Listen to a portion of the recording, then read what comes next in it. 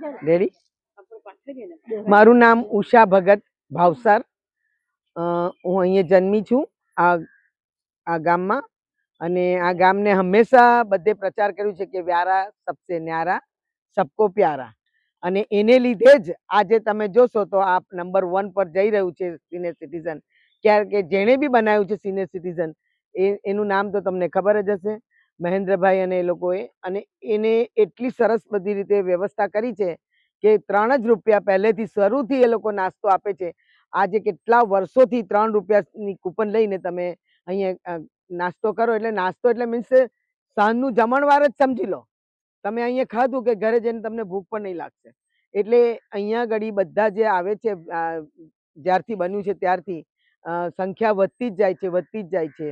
અને અહીંયા ઘડી જો આટલા અમે કહીએ છીએ કે અભી તો હમ જવાન છે બધા જ. તમે અહીંયા ઘડી બધાને એક એકને પૂછશો તો કહેશે કે અમે અહીંયા આવ્યા પછી અમારી તબિયત સુધરી ગઈ છે, અમે અહીંયા ઘડી ઘરે માંદા પડીએ પણ અહીં માંદા ના પડીએ. એટલે હકીકતમાં હું આવી અમેરિકાથી, આ ફર્સ્ટ ટાઈમ હું અહીંયા ઘડી આવવા માંડી, અને મેં જોયું કે અહીંયા બધા હસતા ખેલતા રમે છે, બધા કોઈ કેરમ રમે છે, કોઈ ભજન ગાય છે અહીંયા આગળ, કોઈ અમે લોકોએ સુંદરકાંડ શરૂ કર્યું અહીંયા આગળ. તો શનિવાર અને મંગળવારે બધા મોસ્ટ ઓફ એ સત્સંગ હોલમાં જઈને અમે સુંદરકાંડ રમીએ, સુંદરકાંડ અમે વાંચીએ છીએ, અને બધા સપોર્ટ આપે છે બધી જ રીતે.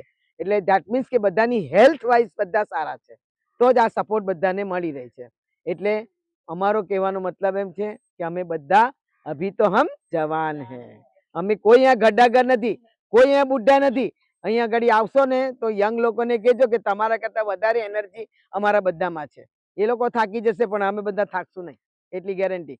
આજે મારી ઉંમર 75 યર્સ ઓલ્ડ છે. ઓકે, તો અભી તો હમ જવાન હે.